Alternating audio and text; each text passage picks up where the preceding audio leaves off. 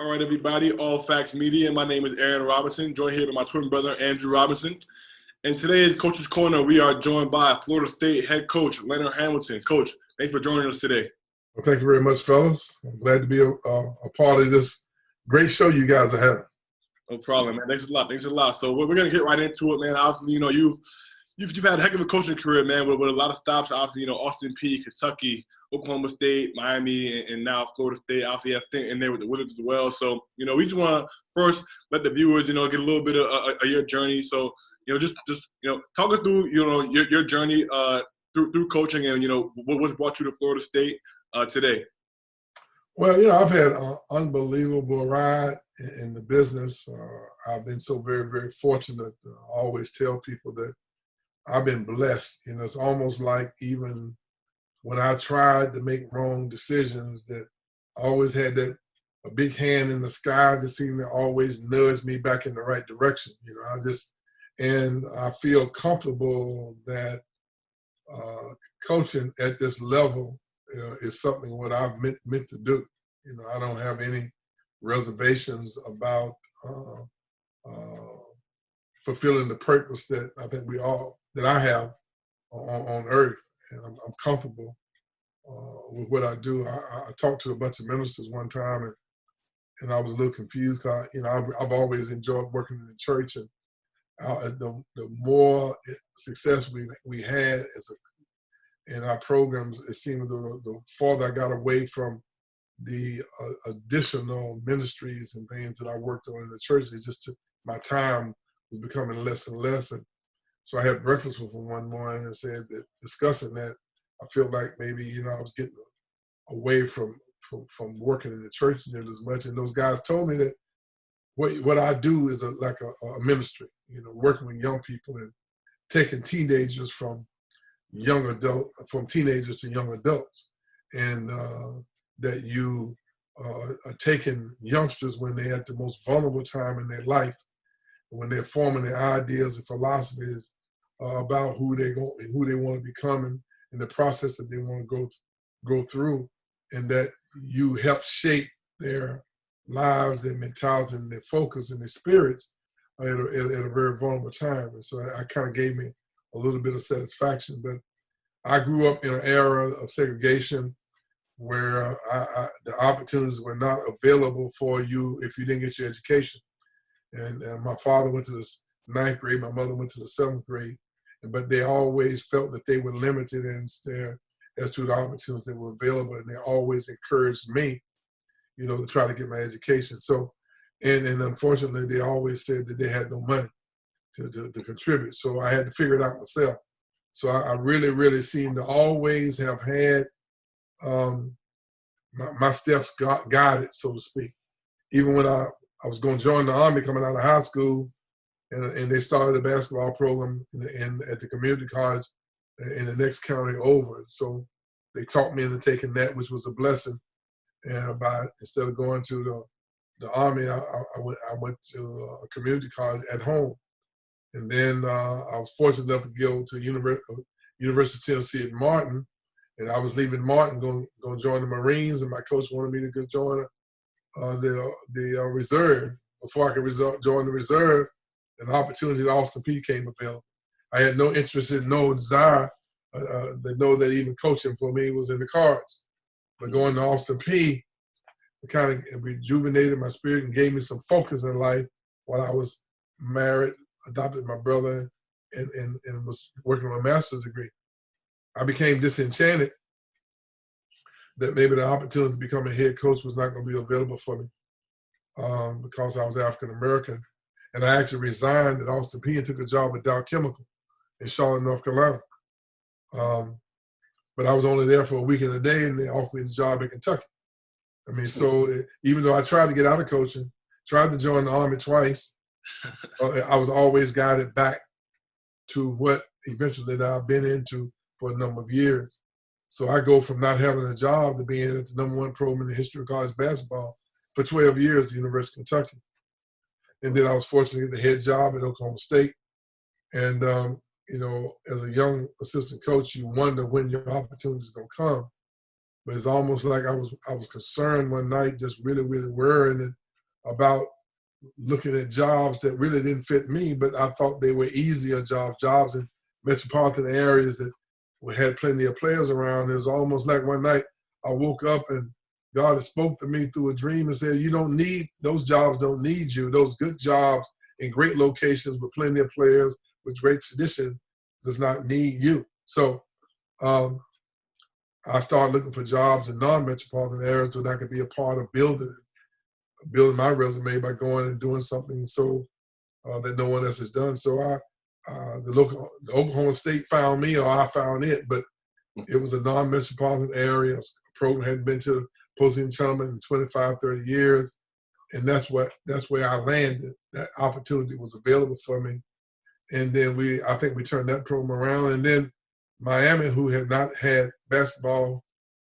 for 13 years, as they were independent with no conference affiliation and no on-campus facility. So it doesn't get any lower than that.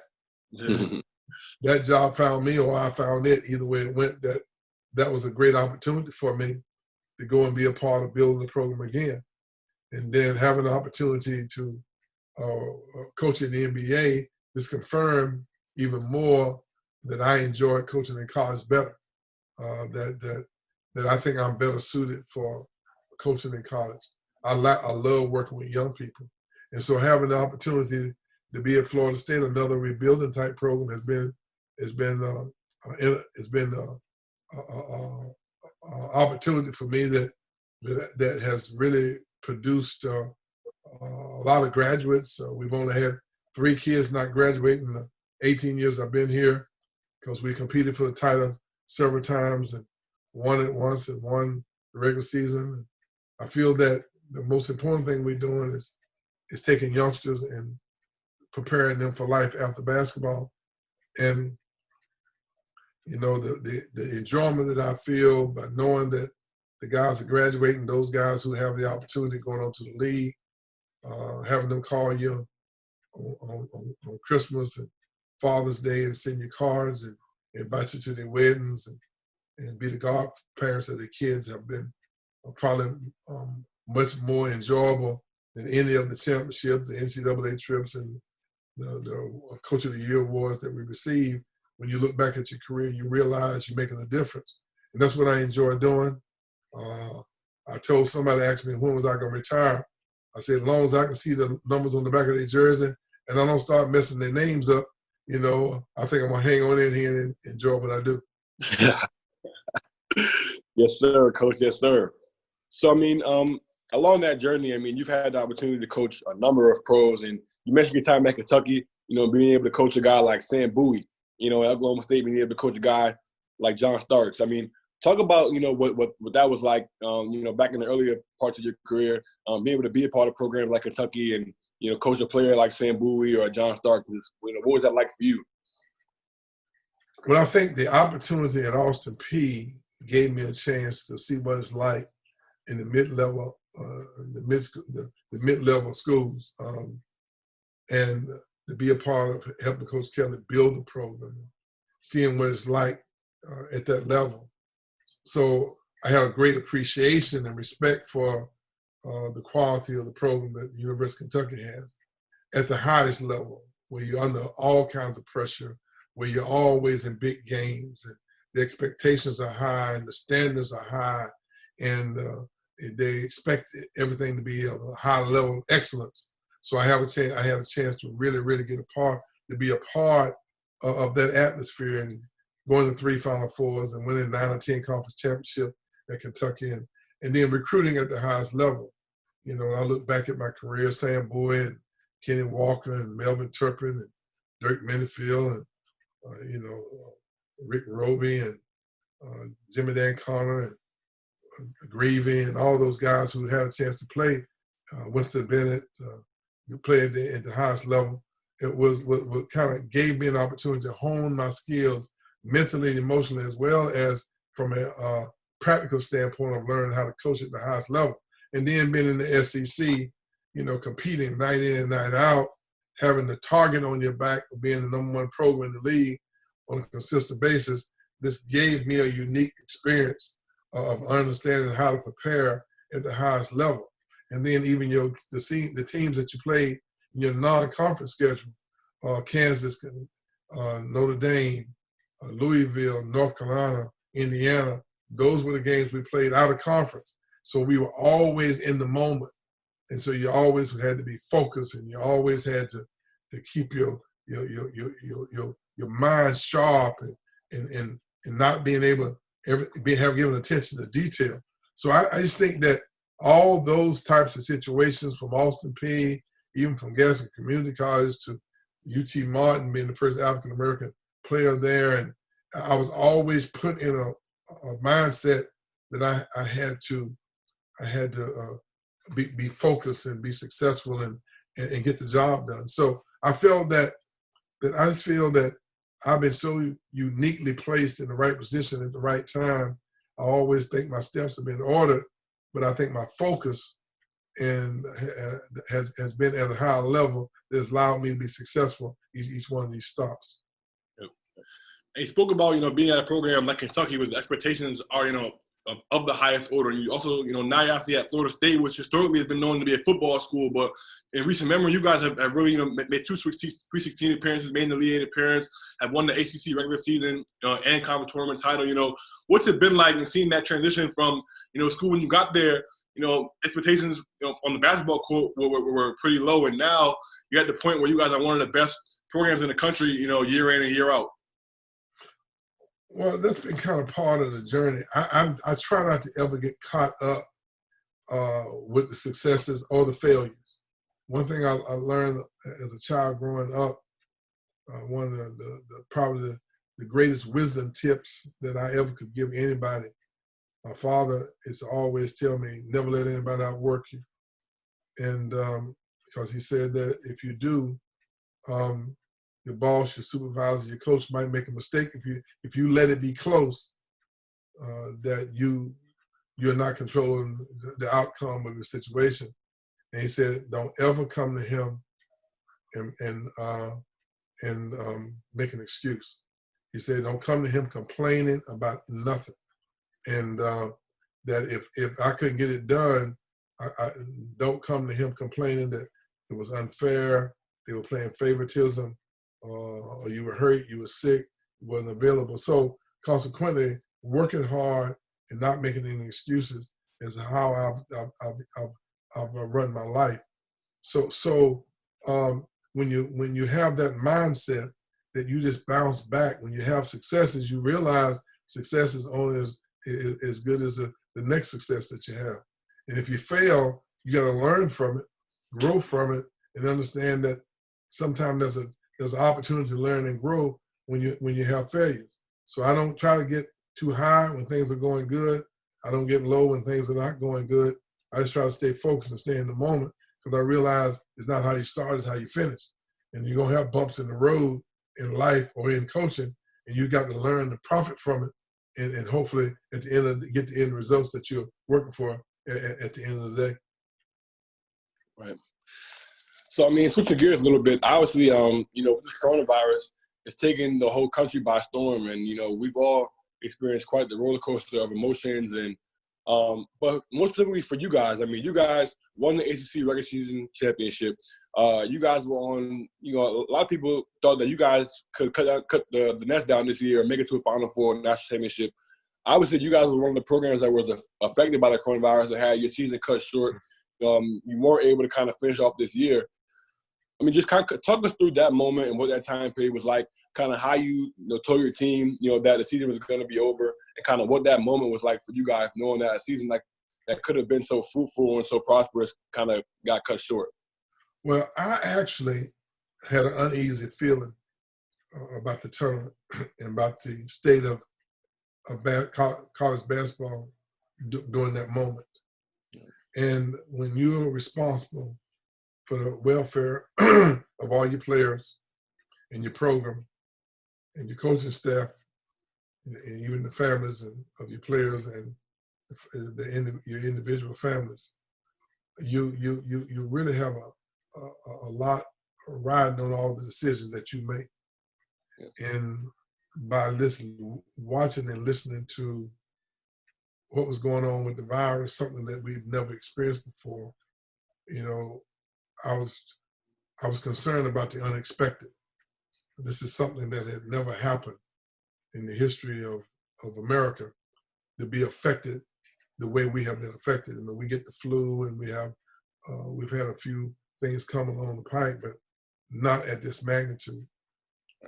So as we were preparing to leave to go play the game, I did have some concerns, an uneasy feeling in my stomach that now the gym had been reduced to only families and friends of the coaches and the players, skeleton crew working the tournament, nobody in the stand. And in my mind, I'm saying, if there's a virus out there that's at a level that will affect the fans in the stand, I didn't think the virus was going to sit in the empty seats. I didn't think that the virus would stop at the edge of the court and not come on the court and be around where the players were. So I just was unsure as to how to navigate through that situation. When we got to the arena, I felt very uncomfortable as coaches were in the locker room. I just kind of didn't think. I thought that something was brewing, and I would be surprised if we played the game but we started, our kids went out early, got shot around a little bit, came back in for our last minute talks. Well, not necessarily last minute talk, to go back out for the 30-minute shoot around. And as we were preparing the last minute scout reports and preparing for the game, the athletic director motioned for me to step outside, and I knew at that particular point something was brewing.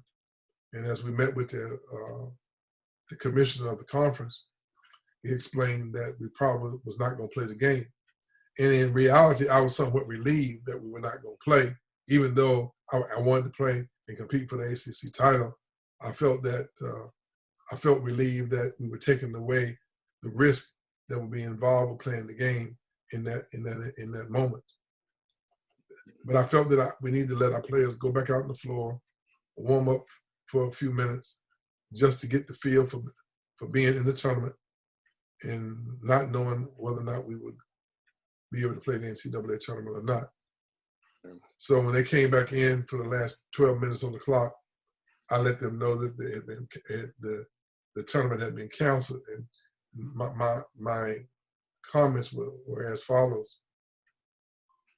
In life, the game had been canceled, but in life, you have curveballs thrown you got to learn how to deal with. And that sometimes in life, circumstances are such that it's beyond our control. And that was what we were dealing with. And that the decisions that were made were in the best interest of everybody involved, including their families and friends in the stands. And that they would have more games that they could potentially play. And we would have more games that we could coach as coaches. But if somebody was affected adversely with the virus and something unfortunate happened to them, like death, then the enjoyment and pleasure that we would receive from playing in the game would be pale in comparison to the pain and suffering that someone would go through of losing life. So what decision that we made was in the best interest. We had to handle it in a very matured way. It was the best thing for everybody, the best decision for everybody concerned, and that we were going to walk out in the court, and there would be an announcement made.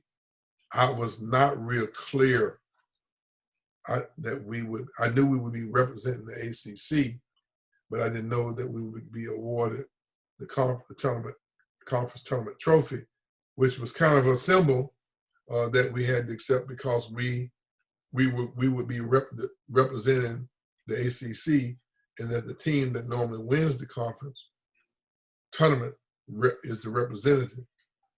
Doesn't necessarily mean where you're seated. It means that you're the representative from the ACC. Yeah. And so we accepted it, and it was a real eerie feeling, no doubt about that. But I'm glad we made that decision. It was in best interest of everybody. And now what we have to do is just move on, deal with the circumstances surrounding the pandemic, and let's prepare ourselves for what we're facing in the future. Now, speaking of the future, have you guys heard anything from, the Florida State AD, the Florida State president with, plans as to when you guys are going to be able to get back on the court for workouts, or, what that fall could potentially look like for your school? I know some schools have said that they're going to have students on campus. Some students have said they're going to be completely online. Have you heard anything about your school with regards to that, or with regards to when you guys are going to be able to get on the court for basketball workouts? Well, I don't think there's any decisions that have been made about when school, about being on campus, not on campus for the fall semester. I do think that all the summer courses are online, so we do know that. The NCAA made a decision the other day about when they would grant permission for guys to come back on campus and start and work. I think it may be June the 1st.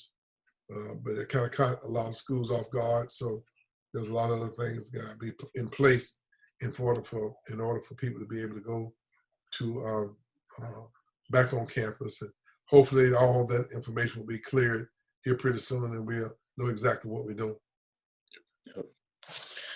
So, switching gears a little bit, obviously, you're a coach at Florida State that has a kind of unique philosophy. You play a lot of guys. Guys kind of stay in that between 20, 25, 28-minute range. But a lot of guys go on the floor. Kind of talk about that and, like, kind of what your philosophy is behind that, and kind of what goes into, your guys' style of play down at Florida State. Well, to be very honest with you, the only complaint that I got from our players about playing time last year is a couple of guys were complaining that I wasn't giving them enough rest. And so it's quite to the contrary of what people might think.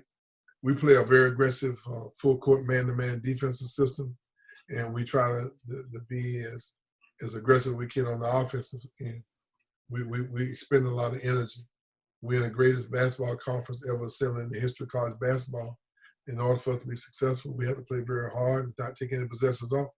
And so, with that said, our guys have been quite comfortable with the way we've had to play, and in order for us to be successful. I think that we've created and developed a lot of guys to play in the NBA, probably as well as anybody in the country.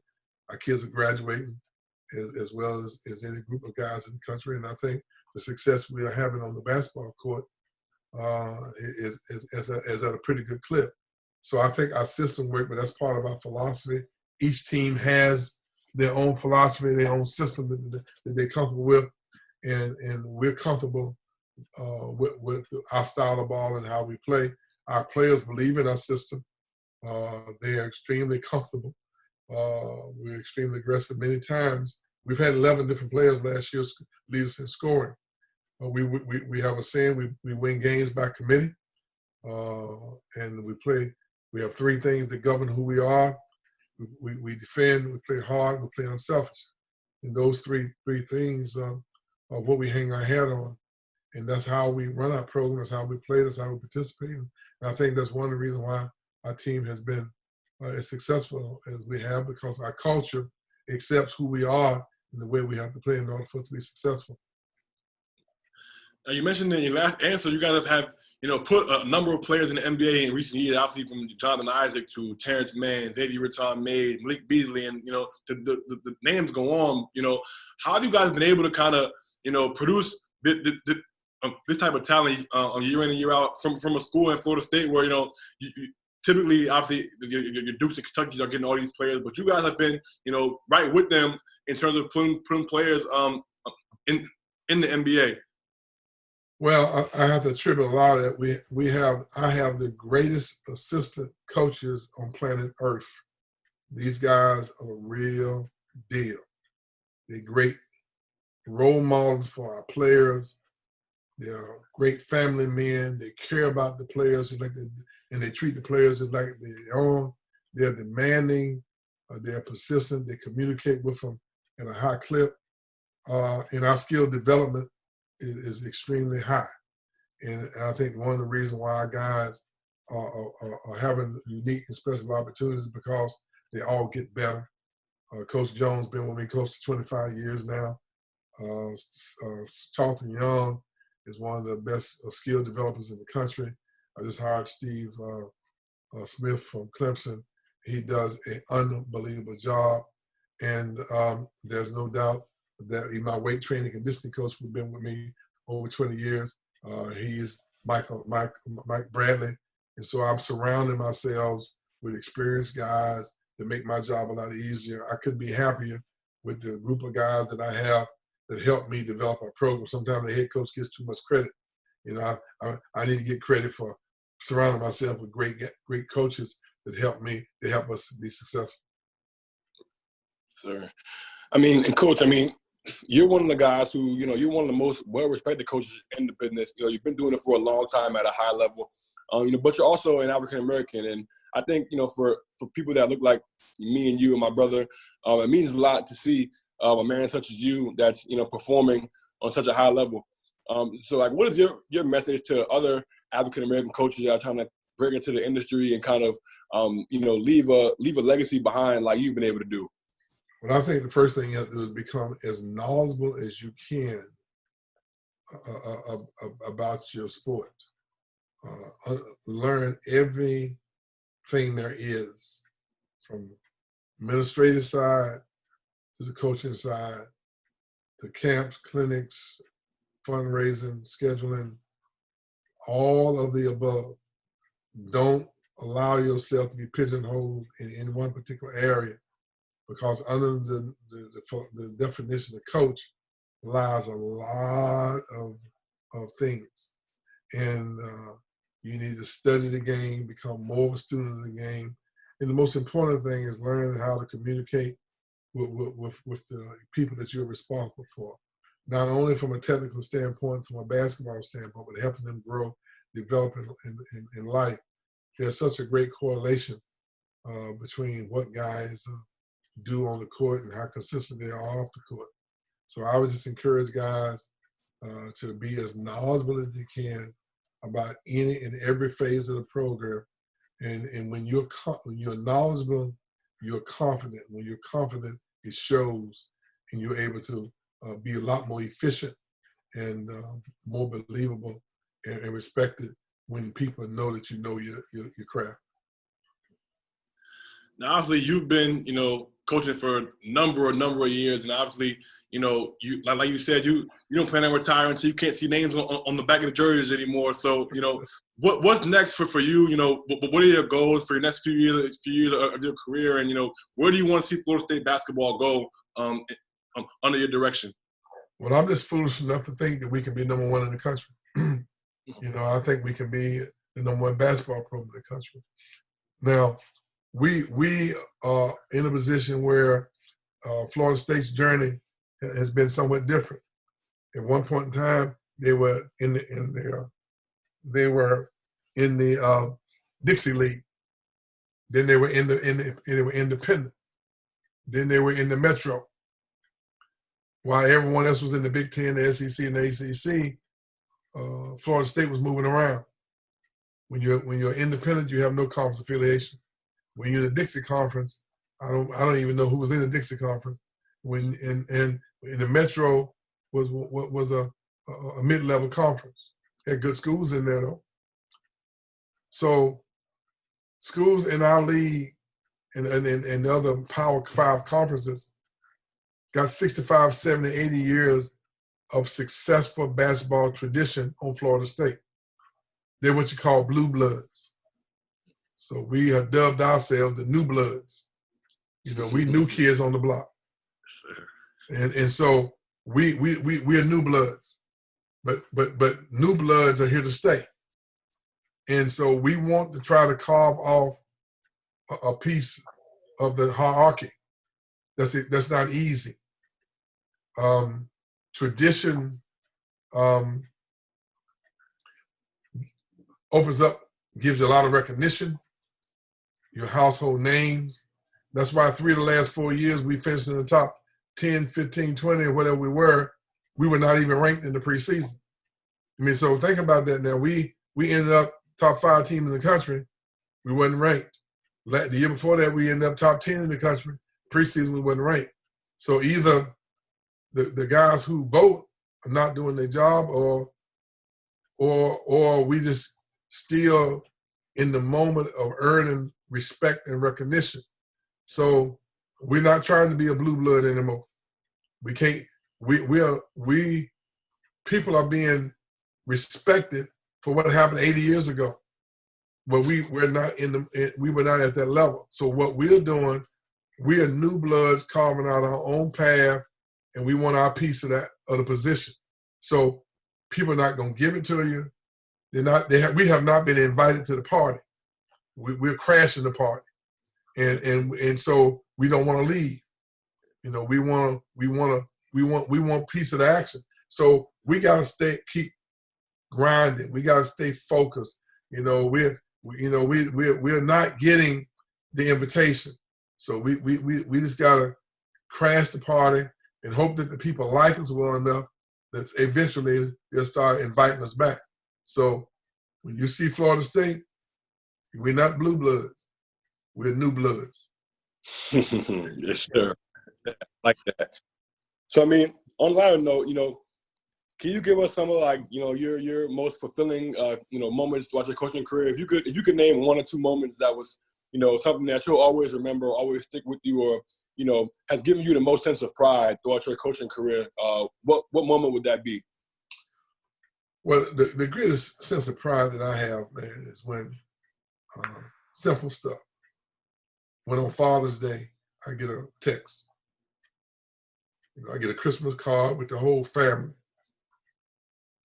And they are commenting on the impact that we have made on those guys' lives.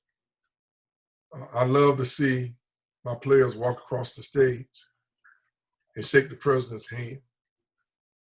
I realize that at that moment, that's an unbelievable accomplishment, because most of the kids that we coach, they're first generation college students. And they changed the whole culture of their family and their siblings by them going to college and getting their degree and setting the table by which all the rest of their younger relatives are going to be judged by. That's huge. When I graduated from UT Martin, I adopted my brother Willie. He went to college. He got married. He married his wife went to college, and both his kids go to college, and their kids go to college. I adopted my brother Barry. He didn't have kids, but my brother John went to college because I went to college. His son goes to college, and he graduated. I adopted my sister Pam. She goes to college. Her son goes to college. And it all started with me finding a way to negotiate through the obstacles to get a diploma. So consequently, you change the whole way your family is judged, and you elevate the standards by which everybody wants to be judged by. So I'm very proud of those moments, because if all I have, when I hang up my whistle, and then my clipboard, is watches and rings and Coach of the Year awards and recognition, and my players that have helped me obtain those things that I've enjoyed in life are not doing well, then what have I accomplished? You know, I feel like I stand on the shoulders of some very important guys. Big House Gaines, John Thompson, Nolan Richardson, John Chaney, George Raveling. Those guys paved the way for me to set the table by which people felt that African Americans were capable of running programs. If those guys are not successful, and I'm sure I missed a few, Fred Snowden, you probably never heard of, and so many guys that have gone on and paved the way. I'm where I am because of the path that they paved. It's interesting when people say to me that I'm paving the way, they have forgotten. Like, you guys have forgotten who really paved the way. And when you look back at it, we've had a lot of opportunities at some of the best schools in the country. And I just want to represent. I just want to do my part. I don't want to get on a racial soapbox. I don't want to stand on the ladder with a black glove on my hand, with my fist, with my head down, like some of the guys have in the past. I just want to do my job. You know, I want to hopefully be successful in a class way. We're doing the things the right way that could open up some doors for some other guys who, like the guys did for me. Thanks a lot for your time, Coach. We really appreciate it. You know, you're taking time out of your schedule to talk to us, man. We obviously wish you guys the best of luck at Florida State. And, you know, from my brother and I, being young African-American men, you know, we just thank you for being a standard of excellence for young men like us. And, you know, we wish you the best going forward. All right, buddy. Thank y'all for having me. No problem, man. Thanks a lot, Coach.